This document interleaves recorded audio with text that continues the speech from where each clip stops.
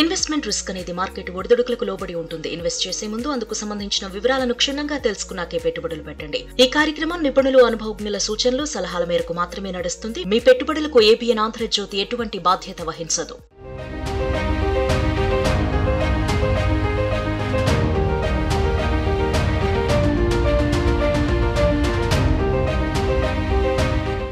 Welcome to money మంత్ర. ఇప్పటి వరకు money మంత్ర ప్రోగ్రాంలో ఫిక్స్డ్ ఇన్కమ్లో కూడా ఆశపడుతూ దాదాపుగా 18 నుంచి 20% వరకు ఎలా సంపాదించవచ్చో పోయిన వారం తెలుసుకున్నాం. ఈ వారం ఒకవేళ కనుక మీరు ఆల్రెడీ ఈక్విటీస్లో ఇన్వెస్ట్ చేసి, అంటే ఇంకా పెద్ద ఆశలు పెట్టుకుని ఇన్వెస్ట్ చేసి కొద్దిగా ఇబ్బందులు పడుతూ అంత రిటర్న్స్ కనుక రాకుండా ఉన్నట్లయితే అప్పుడు మీరు ఎలా ఇంప్రూవ్ చేసుకోవచ్చో చెప్పడానికి వీలుగా నాతో పాటు ఈ డిస్కషన్ టేక్ ఫార్వర్డ్ చేయడానికి యశ్వంత్ కూడా స్టూడియోలో రెడీగా ఉన్నారు. ఈ రోజున నేను చెప్పబోయేది ఏంటంటే, ఎప్పుడైనా సరే ఈక్విటీస్లో కనుక ఇన్వెస్ట్ చేసినట్లయితే ఒకే రకంగా పెరుగుతూనే పోవటం ఎప్పుడూ సాధ్యం కాదు. లాంగ్ రన్లో ఇండెక్స్లు ఎప్పుడూ పెరుగుతూనే ఉంటాయని మనకు తెలుసు. కానీ మనం గమనించాల్సింది ఏంటి, ఆ కాలక్రమంలో ఎప్పుడో ఒకప్పుడు పడతా ఉండటం, మళ్ళీ పెరగటం, మళ్ళీ పడటం, మళ్ళీ పడటం, మళ్ళీ పెరగడం జరుగుతూనే ఉంటుంది. ఇది చూపించడానికి వీలుగా నేను ఏం చేస్తున్నానంటే, నా స్క్రీన్ మీద మీకు 10 సంవత్సరాలుగా ఈక్విటీలో ఉన్నటువంటి నిఫ్టీ మార్కెట్లో ఎటువంటి మార్పులు జరిగాయో ఒక్కసారి చూపించే ప్రయత్నం చేస్తాను. ఇప్పుడు మీరు స్క్రీన్ మీద కనుక ఫోకస్ చేసినట్లయితే రెడ్ కలర్లో మార్క్ చేసిన పాయింట్లన్నీ కూడా 2014తో మొదలు పెడితే 24 వరకు, అంటే దాదాపుగా ఆగస్టు 22 వరకు లేదా ఆగస్ట్ 14 వరకు చూస్తే దాదాపుగా 17-18 సార్లు మార్కెట్లో ఢామన పట్టడం, మన గుండెలు ఆగిపోవటం, ఏం చేయాలో తెలియక కంగారు పడటం, మీకు కనుక సరైన అవగాహన లేకపోతే వెంటనే అమ్మివేసుకుని నష్టాలు కూడగట్టుకుని మార్కెట్లోంచి బయటకు వెళ్ళిపోవటం అలా జరుగుతూ ఉంటుంది. అలాగే పైన మీకు గ్రీన్ కలర్లో వేయటం జరిగింది. అదేంటంటే పెరగటం మొదలుపెట్టిన తర్వాత ఎక్కడ మళ్ళీ తిరగటం మొదలుపెట్టిందో కూడా చూపించాను. అంటే పెరగటం బాగానే పెరిగినప్పుడు ఆనందంగా ఉంటారు, కానీ మీకు అమ్మటం రాదు. ఎందుకు అమ్మాలో తెలీదు, ఏ కంపెనీ గురించి అవగాహన ఎక్కువ లేకపోవడంతో అమ్మరు. అమ్మకపోతే ఏం జరుగుతుంది, అక్కడి నుంచి పడిపోతూ ఉంటుంది. అదే కనుక మీరు మంచి ఇన్వెస్టర్గా ఫౌండేషన్ కనుక సరిగ్గా వేసుకున్నట్లయితే, ఫండమెంటల్స్ మీద నాలెడ్జ్ పెంచుకుని ఎందుకు ఏ కంపెనీ ఎప్పుడు కొనాలో తెలుసుకునే ప్రయత్నం చేసి మంచి కంపెనీలు చౌకలో ఉంటే కొందాం అనుకుంటే, ఇలా రెడ్ కలర్ వచ్చిన ప్రతిసారి, అంటే మార్కెట్ పడిపోయిన ప్రతిసారి మీరు ఒకసారి ధైర్యం చేసి ఏం చేయొచ్చు, మీ దగ్గర ఉన్న డబ్బులు ఇన్వెస్ట్మెంట్ స్టార్ట్ చేయొచ్చు. అది నిరూపించడానికి వీలుగా ఇప్పుడు మీరు మొట్టమొదటిలో గ్రాఫ్లో చూసినట్లయితే 2014తో మొదలుపెట్టిన తర్వాత మొట్టమొదటి యారో మార్క్ నేను వేసింది దాదాపుగా 2015లో 1-2 యారో మార్కులు వేశాను. ఆ 2015లో అంటే సెప్టెంబర్ 10, 2015, ఇక్కడ 9/10/2015 అంటే సెప్టెంబర్ 10 అనమాట. ఆ రోజున కనుక మీరు ఒకవేళ సరైన ఫౌండింగ్ ప్రిన్సిపల్స్ నేర్చుకుని పోర్ట్ఫోలియో కొనాలి అంటే ఒక వారం క్రితం, అంటే మనం చెప్పిన ఏఎఫ్ కన్నా దానికి ముందు వారంలో చెప్పిన జాగ్రత్తలన్నీ తీసుకుని పోర్ట్ఫోలియో డైవర్సిఫికేషన్ ఎలా ఉండాలి, 10 షేర్లు కొనుక్కోవాలంటే ఎటువంటి జాగ్రత్తలు తీసుకోవాలి, ఏ కంపెనీలు గ్రోత్లో ఉండి ఫెయిర్ వాల్యూ కన్నా తక్కువలో ఉంటాయో చూసి అవి కనుక కూర్పు చేసుకుంటే పోర్ట్ఫోలియో అని చెప్పాం.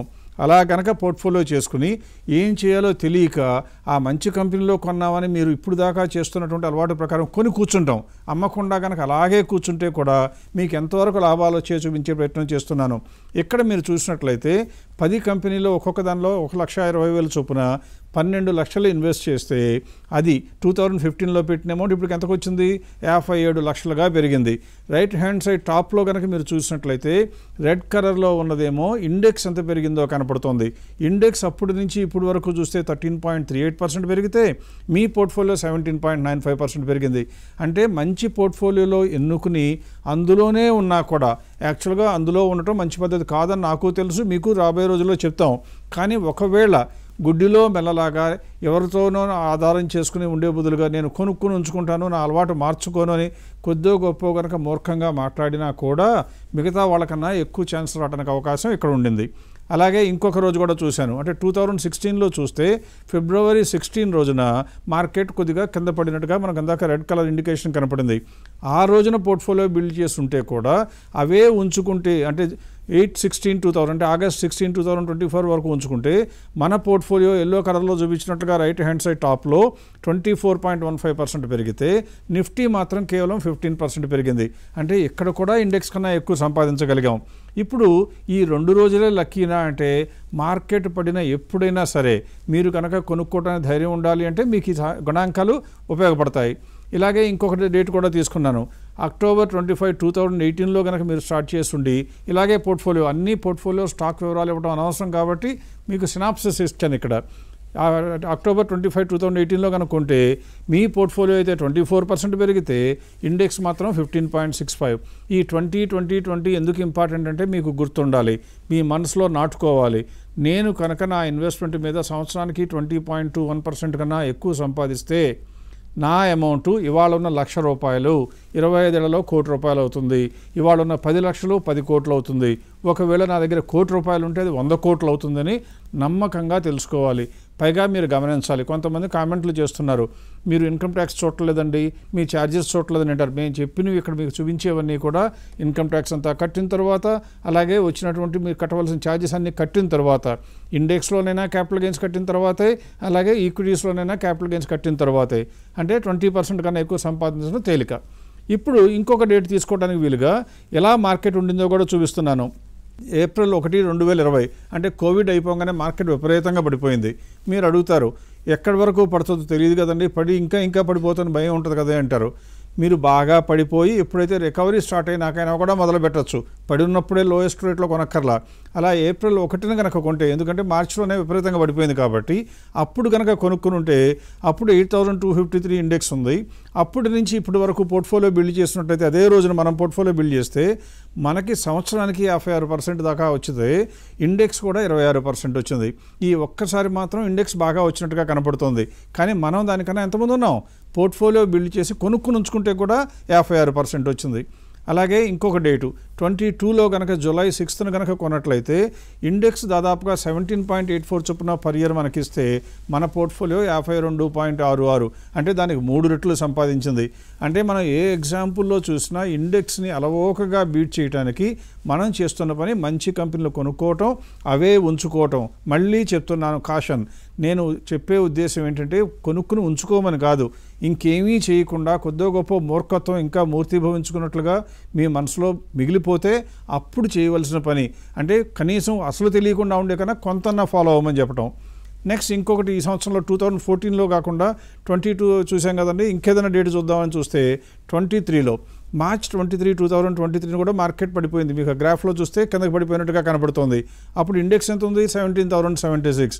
అదే రోజున కనుక మనం పోర్ట్ఫోలియో బిల్డ్ చేస్తున్నట్లయితే మనకి దాదాపుగా 64.19%. ఇలా ఎక్కువ ఎందుకు వస్తుంది అంటే, మార్కెట్ పడిపోయినప్పుడు కంపెనీలకు లాభాలు తగ్గవు, రేట్లు మాత్రమే తగ్గుతాయి. మనం చూసేది ఏంటి, లాభాలున్న కంపెనీలే కొంటాము. మన ఫెయిర్ వాల్యూతో పోలిస్తే రేటు తగ్గింది కాబట్టి ఇంకా అట్రాక్టివ్గా ఉంటుంది. అందువల్ల మంచి చౌక ధరలో కొనుక్కోవడానికి అవకాశం ఉంటుంది. అందువల్ల లాభాలు ఎక్కువ వచ్చే అవకాశం ఉంది. ఇలా మీరు ఇవన్నీ చూశారు కాబట్టి మీకు మనసులోకి రావాల్సిన ప్రశ్న ఏంటంటే, ఇలా చేయాలి అంటే 2 మార్గాలండి. క్యాష్ ఉంటే మీతో ఇన్వెస్ట్ చేయొచ్చు, మీరు చెప్పిన కథ ప్రకారం బాగానే ఉంది. కానీ మేము ఆల్రెడీ మా దగ్గర ఉన్న డబ్బు ఎంతైతే ఈక్విటీస్లో పెడదాం అనుకున్నామో అంత ఆల్రెడీ ఇరుక్కుపోయి ఉన్నామండి. దాంతో ఏం చేయాలో తెలియటం లేదు. అమ్మాలన్నా భయమే, కొనాలన్నా డబ్బులు లేవు, అమ్ముదామంటేనే భయం వేస్తుంది అన్నారు.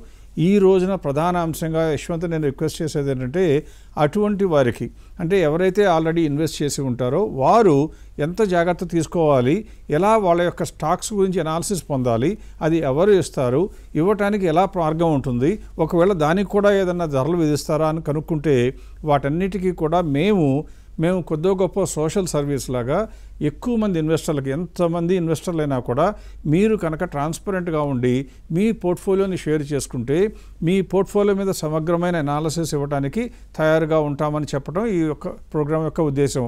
ఇప్పుడు యశ్వంత్ని ఈ డిస్కషన్ ముందుకు తీసుకెళ్లవలసిందిగా కోరుతాను. రైట్ అండి, ఎగ్జాక్ట్లీ ప్రసాద్ గారు చెప్పినట్టు మన కంటెంట్, మనం చేసే వీడియోస్ కూడా చూసేవారు చాలామంది ఆల్రెడీ కొద్దో గొప్ప ఇన్వెస్ట్ చేసిన వాళ్ళు ఈక్విటీస్ లేదా మ్యూచువల్ ఫండ్స్లో. సో వారు వచ్చి మమ్మల్ని సంప్రదించినప్పుడు కూడా ఫస్ట్ క్వశ్చన్ అడిగేది, ఇదిగోండి సార్ నాకు ఒక 100 స్టాకులు, 50 స్టాకులు, 120 స్టాకులు ఉన్నాయి, కొనడం అయితే కొన్నాను, నేను రీసెర్చ్ చేశాను, లేకపోతే అనలిస్ట్ ఎవరైనా చెప్పినా కూడా చూస్తున్నాను, లేకపోతే మనీ కంట్రోల్, సిఎన్బిసి కూడా చూసి ఆ యొక్క ప్రాస్పెక్ట్స్ గురించి మాట్లాడినప్పుడు కొన్నాను. కానీ అమ్మే సమయం వచ్చేసరికి ఎవరు వచ్చి దగ్గర నుంచి కూర్చుని ఇదిగోండి ఇది అమ్మేయండి, ఇది మూవ్ చేసుకుని వేరే చోట వెళ్ళండి అని మాత్రం ఎవరు చెప్పేవారు తక్కువ అని చెప్పున్నారు. సో ఈ స్టాక్స్ కూడా కొన్నప్పటి నుంచి కొంచెం తగ్గితేనేమో ఒక పక్క ఏదో మనం లాంగ్ టర్మ్ ఉంచుకుందాం అని కొంతమంది వాళ్ళకి వాళ్ళు చెప్పుకోవడమే కాకుండా కొంచెం పెరిగితేనేమో ఇంకా పెరుగుతుంది కదా, ఇప్పుడు అమ్మే టైం కాదని కూడా చెప్పుకుంటూ ఉంటారు. సో ఎప్పుడైనా సరే ఎటువంటి స్టాక్ అయినా సరే మనకు బేసిక్గా ఎలా ఉండాలి అంటే అది ఫేర్ ప్రైస్ అనేది రీచ్ అయితే దాని నుంచి ఎగ్జిట్ అయిపోయి అదే మొత్తం తీసుకెళ్ళి ఇంకొక బెటర్ ఆపర్చునిటీ వైపే వెళ్ళాలి. సో ఆ కైండ్ ఆఫ్ డిసిప్లిన్ అనేది ఎన్ఫోర్స్ చేసుకుంటేనే మీరు మీ ఈక్విటీ జర్నీ, మీ మ్యూచువల్ ఫండ్ జర్నీలో కూడా ఎక్కువ సక్సెస్ చూసే అవకాశం ఉంటుంది. సో ఇందాక ప్రసాద్ గారు చెప్పినట్టు పోర్ట్ఫోలియోస్ ఆల్రెడీ ఉండుంటే ఫస్ట్ స్టెప్ ఏం చేయాలి, నా దగ్గర ఆల్రెడీ స్టాక్స్ ఉన్నాయి, వాటిలో స్ట్రాంగ్ ఏంటో వీక్ ఏంటో నాకు తెలియట్లేదంటే మాత్రం మన దగ్గర నుంచి, వివేకం దగ్గర నుంచి వన్ టైం యాక్టివిటీ లాగా ఈ ఓవరాల్ పోర్ట్ఫోలియోని రివ్యూ చేసి వారిలో ఏది స్ట్రాంగ్గా ఉంది, ఏది వీక్గా ఉంది, పాత రోజుల్లో వెళ్ళి ప్రాసెస్ కనుక ఫాలో అయ్యి ఉంటే ఎలా ఉండేది మన జర్నీ, రూల్స్ డిఫైన్ చేసుకుని వెళ్ళుంటే కూడా ఎలా ఉండేది అని చూపే ప్రయత్నం ఇచ్చింది. ఇది కూడా ఒక full and formatted completed PDF ఒక రిపోర్ట్ లాగా ఇస్తారు కాబట్టి మీరు కూడా దాన్ని యూజ్ చేసుకుని వీక్ స్టాక్స్ అనేది ఫస్ట్ పక్కన పెట్టేసి మూవ్ అవుట్ అయిపోయి ఉన్న మంచి స్టాక్స్ మీద కూడా ఎక్కువ ఫోకస్ చేసుకుని మంచి diversified growth oriented portfolio build చేసుకోవచ్చు. సో ఫస్ట్ అండ్ ఫార్మోస్ట్ ఈ పోర్ట్ఫోలియో రివ్యూ ఎలా చేస్తాము అంటే మీ దగ్గర డిపాజిటరీ దగ్గర నుంచి ఈ క్యాష్ స్టేట్మెంట్ ఈమెయిల్ అనేది వస్తూ ఉంటుంది, నెల నెల మీకు వస్తూ ఉంటుంది. ఈ క్యాష్ అంటే nothing but consolidated account statement. అంటే మీ దగ్గర ఉన్న mutual funds, equities, other instruments అన్నీ కూడా డిపాజిటరీ దగ్గర ఏవైతే ఉన్నాయో ఒక complete set of record of all the holdings అవి గనక పంపించినట్లయితే మన దగ్గర నుంచి రివ్యూ చేసి ఆ యొక్క స్టాక్స్ గురించి అనాలిసిస్ చేసే ప్రయత్నం చేయొచ్చు. సో అది కూడా ఎలా ఉంటుంది, అసలు ఈ క్యాష్లో ఏముంటుంది కూడా నేను స్క్రీన్ షేరింగ్ చేసి కొంచెం చూపిస్తాను. సో ఫస్ట్ అండ్ ఫార్మోస్ట్ మీ ఈ క్యాష్ స్టేట్మెంట్ కనుక ఫస్ట్ పేజ్ ఎలా ఉంటుంది అంటే మీ దగ్గర ఉండే టోటల్ అమౌంట్ ఎంత ఉంది, వాటిలో ఈక్విటీస్లో ఎంత ఉంది, మ్యూచువల్ ఫండ్స్లో ఎంత ఉన్నాయి, బాండ్స్లో ఎంత ఉన్నాయి అని కూడా ఈజీగా చూడొచ్చు. సో మీరు ఈమెయిల్ చూసుకున్నట్లయితే ఏదైతే మీరు రిజిస్టర్ చేసి ఉంటారో మీ demat account, broking account plus డిపాజిటరీయో వాటికి నెల నెల మీకు తప్పనిసరిగా ఈ క్యాష్ స్టేట్మెంట్ వస్తూ ఉంటుంది.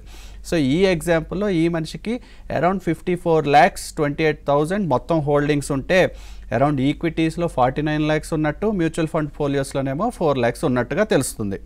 సో ఉంటుంది అసలు ఈ క్యాష్ స్టేట్మెంట్లో అంటే ప్రతి ఒక్క స్టాకు ప్రస్తుతం మీ దగ్గర హోల్డ్ చేస్తున్న క్వాంటిటీ ఎంత, ఇవాల్టి వాల్యూ ఎంత. ఎందుకంటే మనకి అసలు రివ్యూ చేయాలంటే నిజం చెప్పాలంటే ఎవరికైనా సరే పర్చేస్ ప్రైస్తో సంబంధం ఉండాల్సిన పని లేదు. ఇవాల్టి రోజు ఈ స్టాక్ బాగుందా, అర్నింగ్స్ బాగున్నాయా, ఫండమెంటల్ స్ట్రాంగ్గా ఉన్నాయా, అండ్ మోస్ట్ ఇంపార్టెంట్గా ఫేర్ వాల్యూ కంటే తక్కువలో ట్రేడ్ అవుతుందా అనే చూడాలి. కానీ మనం కొన్నది 200లో ఇప్పుడేమో 180 ఉంది, అది అసలు అమ్మకుండా లాంగ్ టర్మ్ ఉంచుకుంటాను అని మాత్రం డెఫినెట్గా ఆ కైండ్ ఆఫ్ ఫోకస్లో ఉండకూడదు. సో ప్రతి ఒక్క ఈ క్యాష్ స్టేట్మెంట్లో స్టాక్స్ క్వాంటిటీ ఏంటి, ఎన్ని క్వాంటిటీ ఉన్నాయి, ఏ ఐఎస్ఐ ఉన్నాయి కూడా అన్నీ ఈజీగా చెప్పబడతాయి. సో ఈ రిపోర్ట్ని యాజ్ ఇట్ ఈస్గా మన సిస్టమ్ లోపలికి తీసుకెళ్ళిపోయి అనాలిసిస్ చేసి ఒక రిపోర్ట్ ఇవ్వగలుగుతుంది. కాబట్టి ఈ క్యాష్ స్టేట్మెంట్ గురించి స్ట్రెస్ చేస్తున్నాను. సో ఫస్ట్ అండ్ ఫార్మోస్ట్ మన పోర్ట్ఫోలియో రివ్యూలోకి వచ్చాక అసలు ఫస్ట్ డైవర్సిఫికేషన్. ప్రసాద్ గారు గత 2 వారాల నుంచి మనం చెప్తా ఉన్నాం డైవర్సిఫికేషన్ ఎంత ఇంపార్టెంటో అని. ఆ డైవర్సిఫికేషన్ ఆస్పెక్ట్లో ఇండస్ట్రీ వైజ్గా ఏదైనా ఎక్కువ ఎక్స్పోజర్ ఉందా లేదా కూడా చూపే ప్రయత్నం ఇస్తాం. సో ఫస్ట్ అండ్ ఫార్మోస్ట్ మనం ఉన్న స్టాక్స్ అన్ని, అది 100 అవ్వచ్చు, 120 అవ్వచ్చు, 300 అవ్వచ్చు, ఆ 300 స్టాక్స్ వారి యొక్క ఇండస్ట్రీసు ఏ ఒక్క పలానా ఇండస్ట్రీలో అయినా 20% కంటే ఎక్కువ ఎక్స్పోజర్ ఉందా అని కూడా చూపిస్తాం. సో ఉన్న అన్ని స్టాక్స్ అనలైజ్ చేసి వారి యొక్క ఇండస్ట్రీస్ ఎక్కడ ఉన్నాయి అండ్ ఉన్న మన పోర్ట్ఫోలియోలో ఓవర్ ఎక్స్పోజర్ ఏమైనా ఉందా. ఇన్ కేస్ ఓవర్ ఎక్స్పోజర్ ఉంది, 80% ఏదన్నా ఇప్పుడు మెటల్లో, మైనింగ్లో అలాంటి సిచ్యువేషన్స్లో ఉందనుకోండి, మనకి మంచిది కాదు. So we should move out from some of these. Diversification అనేది ఎప్పుడు ఏర్పడి ఉండాలి. సో ఫస్ట్ అండ్ ఫార్మోస్ట్ రిపోర్ట్లో ఫస్ట్ పేజ్ వచ్చేసి మీకు ఇండస్ట్రీ డైవర్సిఫికేషన్ చేపడుతుంది. నెక్స్ట్ వచ్చేసి ఇందాక షేర్ చేసిన పోర్ట్ఫోలియోలో ఉన్న ప్రతి ఒక్క స్టాక్ లిస్టు అలాగే క్వాంటిటీ ఎన్ని ఉన్నాయి. సో సపోజ్ ఈయన 54 lakhs షేర్ చేసిన ఆయనలో టాటా మోటార్స్ వచ్చేసి ఫస్ట్ స్టాక్ 50 క్వాంటిటీ ఉన్నట్టు, టాటా పవర్ ఒక 150 ఉన్నట్టు, టెక్ మహీంద్రా 35 ఉన్నట్టు, సో ఫోర్త్. ఆ తర్వాత కాలం ఏంటంటే ఇవాల్టి రోజు ట్రేడ్ అవుతున్న ప్రైస్. ఆ తర్వాత నెక్స్ట్ టార్గెట్ ప్రైస్, అంటే ఇన్ని రోజులు మనం చెప్తున్న ఫేర్ ప్రైస్. మోస్ట్ ఇంపార్టెంట్ ఏంటి, ఎప్పుడైనా సరే ఈ పలానా స్టాకు ఇప్పుడు ట్రేడ్ అవుతున్న నెంబరు టార్గెట్ ప్రైస్ కంటే తక్కువలో ట్రేడ్ అవుతూ ఉంటేనే ఉంచుకోలే, కానీ టార్గెట్ ప్రైస్ ఫేర్ ప్రైస్ దాటేసి కూడా ఉందంటే అమ్మే సమయం వచ్చిందని. సో ఇక్కడ రైట్ సైడ్లో చూస్తూ ఉంటే ప్రతి ఒక్క స్టాక్కి మీరు ఉన్న స్టాక్స్ అన్నిటికీ ఫేర్ ప్రైస్ ఇవ్వబడుతుంది. అదే కాకుండా రైట్ మోస్ట్లో 3 యాక్షన్లు ఉన్నాయి. గ్రీన్లోనేమో హోల్డ్, బ్లూలో స్విచ్, అలాగే రెడ్లో సెల్. అంటే హోల్డ్ ఏమో ఉంచుకోవాలని, స్విచ్ ఏమో కొన్ని దగ్గరలో కొంచెం అమ్మేయాల్సి వచ్చిందేమో అని, అలాగే సెల్ ఏమో ఖచ్చితంగా ఇప్పుడు అమ్మే సమయం వచ్చిందని. అంటే కంపెనీ ఫండమెంటల్స్ బాగోలేదు, లేకపోతే ఓవర్ వాల్యూడ్ అని అయి ఉండొచ్చు. సో ఇలాంటి స్టాక్స్ని ఉంచుకునే అవసరం లేదు, మూవ్ అయిపోయి వేరే గ్రోత్ ఓరియంటెడ్ స్టాక్స్ వైపు చూడాలి. సో ఇలా మన దగ్గర ఉన్న పోర్ట్ఫోలియోలో ఉన్న అన్ని స్టాక్స్లో ఇటువంటి అనాలిసిస్ ఈ రిపోర్ట్ ఇస్తుంది. అదే కాకుండా మనం చెప్తూ ఉంటాం గ్రోత్ అని చెప్తూ ఉంటాం. గ్రోత్ అంటే నథింగ్ బట్ ఫండమెంటల్స్ పెరుగుతూ ఉండాలి. ఫండమెంటల్స్ అంటే ఏంటి అంటే అర్నింగ్స్. మనం ఇందాక కూడా గత 2-3 వారాల ముందు కూడా అర్నింగ్స్ ఎలా లెక్కేయాలి, ఈపీఎస్ ఎలా లెక్కేయాలి కూడా చూస్తున్నాం. సో మన పోర్ట్ఫోలియోలో ఒక తాన్లా ప్లాట్ఫామ్స్ కనుక ఉన్నట్లయితే అరౌండ్ 45 క్వాంటిటీ ఉంటే ఈపీఎస్ ఇంటూ క్వాంటిటీ చేసుకుని మన పోర్ట్ఫోలియోకి తాన్లా ప్లాట్ఫామ్స్ ఎంత అర్నింగ్స్ ఇచ్చింది క్వార్టర్ ఆన్ క్వార్టర్ అనలైజ్ చేయాలి. సో ఇక్కడ first quarter, second quarter, third quarter అని 3 కాలమ్స్ చూడొచ్చు మీరు. క్వార్టర్ ఆన్ క్వార్టర్ ఈ నెంబర్స్ పెరుగుతూ ఉండాలి. ఈ నెంబర్స్ పెరుగుతూ ఉండటంతో పాటు అండర్ వాల్యూడ్ అంటే టార్గెట్ ప్రైస్ కంటే తక్కువలో ట్రేడ్ అవుతుందంటే అది డెఫినెట్గా ఉంచుకోదగిన స్టాకే. అదే కాకుండా వేరేలా ఉందంటే డెఫినెట్గా మనం కన్సిడరేషన్లోకి చూడాలి. అదే కాకుండా ఇక్కడ లాస్ట్ లైన్లో టోటల్స్ అని ఉన్నాయి. సో స్టాక్ లెవెల్లో అర్నింగ్సే కాకుండా ఓవరాల్ పోర్ట్ఫోలియో అన్ని కూడేసినా కూడా నెంబర్స్ పెరుగుతూ ఉండాలి. అప్పుడే మన పోర్ట్ఫోలియో కూడా మంచి షేప్లో ఉందని అర్థం. సో ఇక్కడ చూసినట్లయితే 1,59,000 నుంచి 1,75,000 నుంచి 1,65,000. సో పోర్ట్ఫోలియో షేప్ బాగుందా అంటే ఈ లేటెస్ట్ క్వార్టర్లో చూస్తే అర్నింగ్స్ తగ్గినట్టుగా ఉన్నాయి. సో డెఫినెట్లీ కొన్ని మార్పులు చేయాల్సిన టైం వచ్చింది అని మనం అర్థం చేసుకోవాలి. అదే కాకుండా నెక్స్ట్ వచ్చేసి అసలు మన పోర్ట్ఫోలియో పీఈ రేషియో ఎలా ఉంది అనే పోర్ట్ఫోలియో రేషియో కూడా ఎవరంత ఈజీగా ఇవ్వబడరు. ఏ బ్రోకరు, ఏ డీమ్యాట్ అకౌంట్ ఎక్కడున్నా సరే ఎవరు మీ పోర్ట్ఫోలియో తాలూకా పీఈ రేషియో చెప్పరు. ఎప్పుడైనా సరే స్టాక్ పీఈ రేషియో ఎంత ఉంది, వేరే పలానా స్టాక్స్ ఇండస్ట్రీ పీఈ రేషియో ఎంత ఉన్నాయని చెప్తారే కానీ మన కోసం మన పోర్ట్ఫోలియో పీఈ రేషియో గురించి ఎవరు అనలైజ్ చేయరు. అంటే నిఫ్టీ పీఈ రేషియో అంటే ఇవాళ నిఫ్టీ 50 ఇండెక్స్లోనే ఆల్రెడీ అతి వాల్యుబుల్ ఉన్న కంపెనీస్, అతిపెద్ద కంపెనీలు ఉంటాయి. ఆ కంపెనీస్ యొక్క పీఈ రేషియో ఏమో 22 ఉంటే మన పోర్ట్ఫోలియో పీఈ రేషియో ఏమో 32 ఉందంటే డెఫినెట్లీ నాట్ రైట్ సైన్. అంటే మన పీఈ రేషియో ఎప్పుడైనా సరే నిఫ్టీ కంటే తక్కువలోనే ట్రేడ్ అవుతూ ఉండాలి. అప్పుడే మనకి పెరిగే ఛాన్స్, అంటే ఈ ప్రైస్ పెరిగే ఛాన్స్ ఉంటుంది. అందుకనే మనం ఎప్పుడైనా సరే అనాలిసిస్ చేసేటప్పుడు పోర్ట్ఫోలియో లెవెల్ పీఈ రేషియో తెలుసుకోవడం ఎంతో అవసరం. అదే కాకుండా ఇక్కడ లాస్ట్ లైన్లో assuming you are holding the portfolio since 2018 you lost opportunity equal to 10.27% per year, total of 27 lakhs. అంటే మీరు ఇదే పోర్ట్ఫోలియో 2018 నుంచి అంటే బై అండ్ హోల్డ్ లాగా ఉంచేసుకున్నట్లయితే ఎటువంటి ప్రాసెస్ ఫాలో అవ్వకుండా, ఎటువంటి మార్పులు చేయకుండా, ఎటువంటి రీబ్యాలెన్స్ చేయకుండా ఉన్నట్లయితే ఆ సమయంలో ఎలా ఉండేది, అదే మీరు ఒక ప్రాసెస్, ఒక స్ట్రక్చర్డ్ సిస్టమ్ కనుక ఫాలో చేస్తే సిస్టమ్ ఎలా ఉండేది అని చెప్పే ప్రయత్నమే ఇది. అంటే మీరు అధికంగా 27 lakhs ఆపర్చునిటీ లాస్ పోగొట్టుకున్నారు ఈ పోర్ట్ఫోలియోని స్ట్రక్చర్డ్ సెటప్లో తీసుకోరాపోవడం వల్ల. నెక్స్ట్ ఉన్న స్టాక్స్ అన్నిటినీ ఓవరాల్గా హోలిస్టిక్గా ఒకసారి అనలైజ్ చేసి గ్రోయింగ్ ఇన్ ప్రాఫిట్స్ ఎన్ని ఉన్నాయి, ఫాలింగ్ ఇన్ ప్రాఫిట్స్ ఎన్ని ఉన్నాయి, అదే సమయంలో అండర్ ప్రైస్డ్ ఎన్ని ఉన్నాయి, ఓవర్ ప్రైస్డ్ ఎన్ని ఉన్నాయి. సో ఎప్పుడైనా సరే మన పోర్ట్ఫోలియో ఎటువంటి స్టాక్స్ ఉండాలంటే టాప్ లెఫ్ట్ కార్నర్లో growing in profits and under price స్టాక్సే ఉండాలి. సో ఈయన దగ్గర ఉన్న 60 స్టాకుల్లో కేవలం 29 అటువంటి కేటగిరీ ఫిట్ అవుతున్నాయి. అంటే 29 స్టాక్స్లో మనం ఎటువంటి మార్పులు ఏమీ చేయనవసరం, అవి వాళ్ళ జంక్షన్లో కరెక్ట్గా మూవ్ అవుతూ ఉన్నాయి. కింద చూస్తేనేమో falling in profits, over priced అని 6 ఉన్నాయి బాటమ్ రైట్లో. అంటే ఫస్ట్ అండ్ ఫార్మోస్ట్ ఇవి అయితే తప్పకుండా అమ్మేయాలి. ఈ 19 అండ్ 5 ఉండే 6 కూడా డెఫినెట్గా వాచ్లో ఉంచాలి. సో ఉన్న 60 స్టాకుల్లో ఎన్ని బాగున్నాయి, ఎలా ఉన్నాయి, ఎందుకు బాగున్నాయి, ఎందుకు బాగాలేవు కూడా చెప్పే ప్రయత్నం ఒక సింపుల్ రిపోర్ట్లో ఇవ్వబడుతుంది. సో కింద చూసాం కదా 29 ఏమో ఉంచుకోవాలి, ఓవర్ ప్రైస్డ్ సెల్ ఏమో 12 ఉన్నాయి, 12 అమ్మేయాలి. అదే కాకుండా స్విచ్ ఏమో 19 ఉన్నాయి. ఆ స్విచ్ అని ఎప్పుడు చెప్పబడుతుంది, నాన్ పర్ఫార్మింగ్ అంటే ఫండమెంటల్స్గా గ్రో అవ్వట్లేదు కానీ అండర్ వాల్యూడ్ ఉన్నాయి. అంటే మన టార్గెట్ ప్రైస్ కంటే తక్కువలోనే ట్రేడ్ అవుతున్నాయి కానీ ఫండమెంటల్స్ ఎర్నింగ్స్ పెరగనప్పుడు దానికి ఉంచాల్సిన అవసరం ఎందుకు అని కూడా మీరు క్వశ్చన్ చేయాలి. సో అందుకనే స్విచ్ అని చెప్పబడతాయి. సో ఫస్ట్ సెల్ నుంచి మూవ్ అయిపోవడం అండ్ ఓవర్ టైం ఆ స్విచ్ కూడా మూవ్ అయిపోయి కొంచెం మంచి గ్రోత్ స్టాక్స్ వైపు చూడాలి. సో నెక్స్ట్ వచ్చేసి పోర్ట్ఫోలియో లెవెల్ అసలు అర్నింగ్స్ ఎలా ఉండిని, ఎలా పెరుగుతూ వచ్చాయి కూడా ఈ స్లైడ్లో చెప్పబడుతుంది. సో ఇందాక చెప్పాను కదా, పోర్ట్ఫోలియో PE రేషియో 32లో ట్రేడ్ అవుతుంటే ఇండెక్స్ ఏమో 22లో ఉంది. సో ఈ క్వార్టరే కాకుండా గత 2 TTM periods, trailing 12 month periods ఎలా ఉండే కూడా ఈజీగా చూసే ప్రయత్నం ఉంటుంది. సో ఈయన పోర్ట్ఫోలియో వాల్యూ చూసినట్లయితే రెండో రోలో 49 lakhs నుంచి 49 lakhs నుంచి 56 lakhs అండ్ ఇప్పుడు చూస్తేనేమో 54 lakhs. అంటే అంత పెరుగుదల చూసినట్టుగా లేదు ఈ పలానా పోర్ట్ఫోలియో. ఎందుకు? ఆల్రెడీ ఓవర్ వాల్యూడ్గా ఉన్నాయి, ఎందుకంటే PE రేషియో హైగా ఉంది. సో ఈ వీక్ స్టాక్స్ అనేది ఉండటం వల్ల ఆయన ఓవరాల్ పోర్ట్ఫోలియో, ఆయన ఓవరాల్ వాల్యూని కూడా కిందకు లాగుతున్నాయని మీరు అర్థం చేసుకోవాలి. నెక్స్ట్ వచ్చేసి ఒక సింపుల్ గ్రాఫికల్ రిప్రజెంటేషన్లో ప్రాసెస్ని ఫాలో చేస్తే ఎలా ఉండేది జర్నీ, అదే కాకుండా ఇలా బై అండ్ హోల్డ్ అని ఉంచేసుకున్నట్లయితే ఎలా ఉండేది జర్నీ ఒక గ్రాఫికల్ రిప్రజెంటేషన్లో చూపడుతుంది. So profit in long term investing అంటే నేను ఇప్పుడు ఈ పోర్ట్ఫోలియోని ఇలాగే లాంగ్ టర్మ్ కనుక పెట్టుకున్నట్లయితే నాకు 2018 నుంచి 28 lakhs ప్రాఫిట్ వచ్చింది. చాలా మంచిదే అని అనుకోవచ్చు మీరు. అంటే 40 లక్షలు ఎంతో మీద 28 లక్షలు వచ్చిందంటే చాలా బాగా చేశారని అనుకోవచ్చేమో, కానీ అగైన్ మీరు 2018 నుంచి హోల్డ్ చేస్తున్నారని గుర్తుపెట్టుకోండి. అదే కనుక ప్రాసెస్ బేస్డ్ జర్నీ ఫాలో అయ్యి ఉంటే 55 lakhs ప్రాఫిట్ వచ్చేది. అంటే అదనంగా 27 lakhs ఆపర్చునిటీ ఆయన లూజ్ అయ్యారు. ఎందుకు? ఏమీ యాక్ట్ చేయకుండా అటువంటి స్టాక్సే ఉంచుకొని అవి పెరుగుతాయని ఆశలు పెట్టుకుని ఫండమెంటల్స్ సంబంధం లేకుండా మూవ్ అయితే ఇటువంటి సిచ్యువేషన్సే అరైజ్ అవుతాయి. అండ్ దెన్ లాస్ట్ ఇందాక చెప్పిన గ్రాఫికల్ రిప్రజెంటేషన్నే మళ్ళీ ఒక డేటా ఫార్మాట్లో కూడా ఇక్కడ ఈజీగా చూపడుతుంది. సో ఉన్న పోర్ట్ఫోలియో 12.79% ఇచ్చింది రిటర్న్.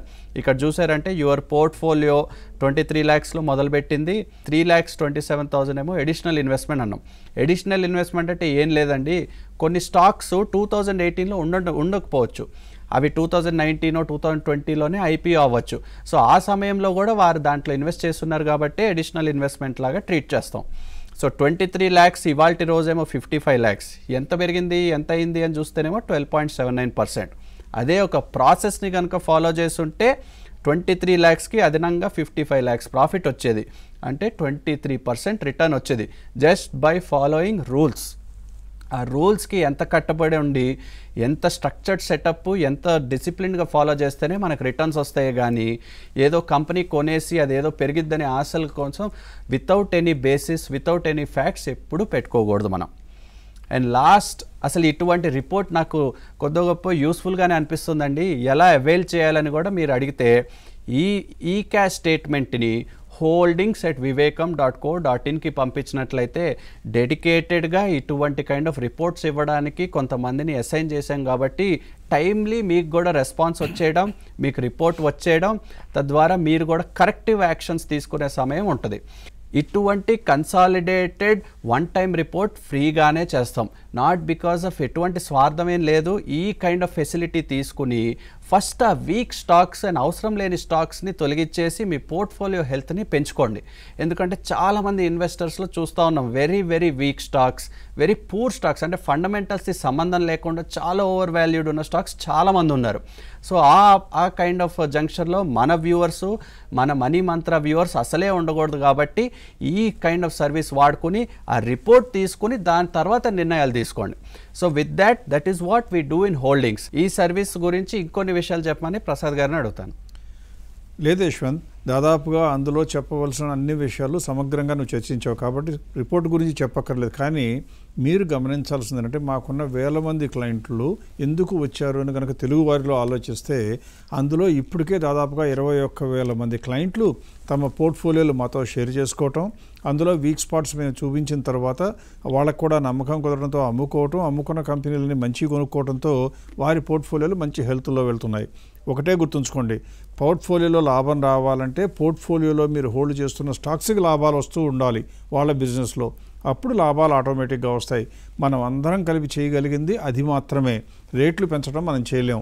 ఇందులో కనుక అందరం కలిపి నడుము కట్టి ఒక్కసారి స్థిర నిశ్చయంతో కంపెనీల లాభాలు ఉంటేనే మన దగ్గర ఉంచుకుందాం, ఎంత మంచి కంపెనీ అయినా మంచి రేటు వస్తే అమ్ముకుని మళ్ళీ వేరే కంపెనీలో తక్కువ రేట్లో ఇన్వెస్ట్ చేద్దామని కనుక ఉన్నట్లయితే లాభాలు రాకుండా ఆపటం బహుశా మార్కెట్ తరం కూడా కాదు. ఐ హోప్ ఇది మీరందరూ కూడా మంచి మెసేజ్ లాగా తీసుకుని వీలైనంత త్వరగా మీ యొక్క డీమ్యాట్ హోల్డింగ్స్ని ఈ క్యాష్ రిపోర్ట్ వస్తూ ఉంటుంది. దాన్ని యశ్వంత్ చెప్పినటువంటి holdings@vivekam.co.in పంపిస్తారని ఆశిస్తూ, మీరు రిపోర్ట్ వచ్చిందే తడవుగా మ్యాక్సిమం 2 days లోపల మేము దాని మీద సమగ్రమైన రిపోర్ట్ కూడా ఇస్తామని కూడా చెప్తూ సెలవు తీసుకుంటున్నాను. వచ్చే వారం మరొక విషయం గురించి చర్చిద్దాం.